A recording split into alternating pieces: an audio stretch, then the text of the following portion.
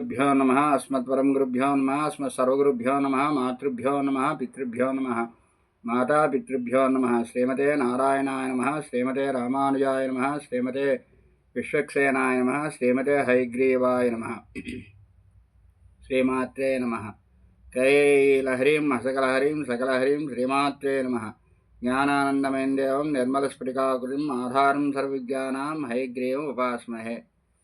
నిన్నటి వరకు కూడా మనం 75 శ్లోకాలు చెప్పుకున్నాము.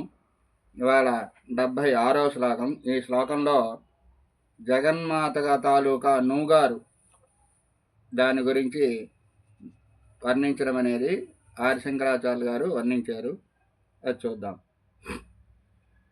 హరక్రోధజ్వాలావళిభిరవలీఢేన వపుషా गभीरे तेनाभिसरसीकृतसङ्गो मनसिजः समुत्थस्थौ तस्मादजलतनये धूमतिलका जनस्तां जानीते तव जननि रोमावलिरिति।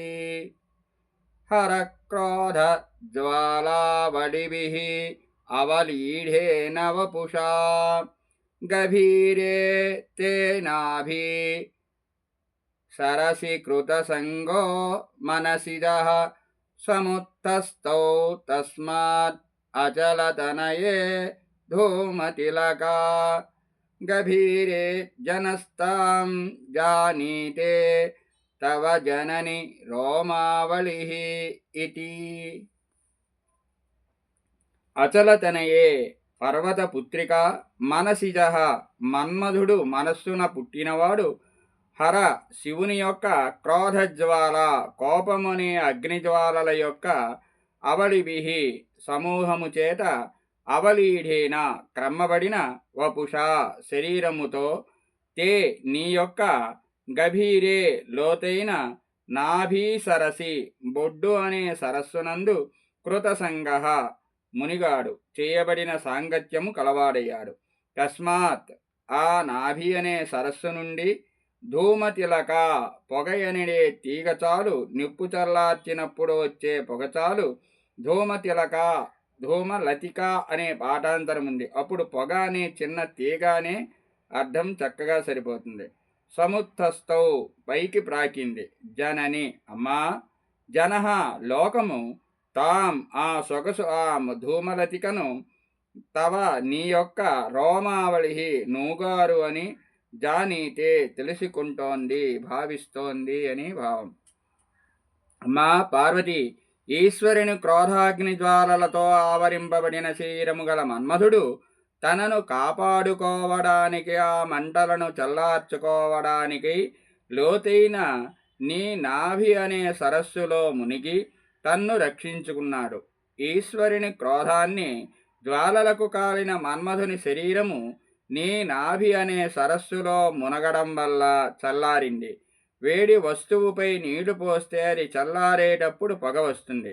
ఆ విధముగా మన్మధుని శరీరము చల్లారినప్పుడు వచ్చిన పొగ తీగచాలు ఒకటి నీ బొడ్డు నుండి పైకి ప్రాకింది.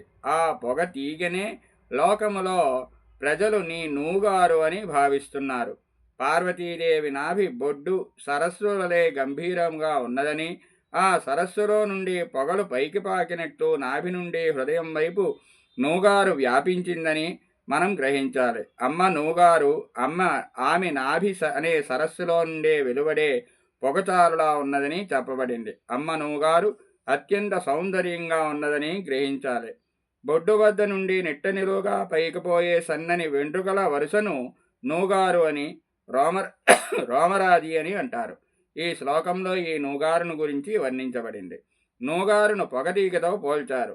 పొగతీగల అమ్మవారి నూగారు ఉందని, ఆ పొగతీగ అక్కడకు ఎందుకు వచ్చిందో చెప్పడంలో ఒక అద్భుతమైన ఊహను శంకరులు దీనిలో చేర్చారు. స్వస్తి ప్రజాభ్య పరిపాలయంతాం న్యాయేన మార్గేణ మహిం మహిషాః గోబ్రాహ్మణేభ్యః శుభమస్తు నిత్యం లోకాః సమస్తాః సుఖినో భవంతు. స్వస్తి.